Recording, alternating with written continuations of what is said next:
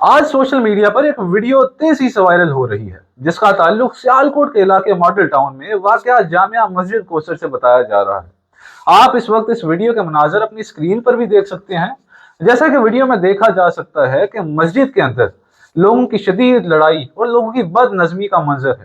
اگرچہ فی الحال اس جھگڑے کی اصل وجہ تاحال واضح نہیں ہو سکی، لیکن جو سب سے زیادہ افسوسناک اور سب سے زیادہ جو بری بات ہے وہ یہ ہے کہ ایک مقدس مقام کا احترام مجروح ہوا۔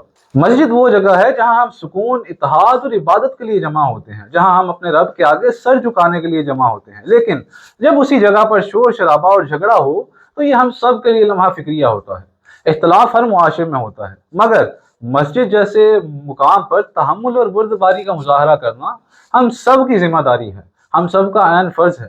ہم کسی فریق کی حمایت یا مخالفت نہیں کر رہے، بلکہ صرف یہ سوال اٹھا رہے ہیں جو کہ بہت ہی ضروری ہے کہ کیا ہمیں اپنے مقدس مقامات کے تقدس کا خیال نہیں رکھنا چاہیے؟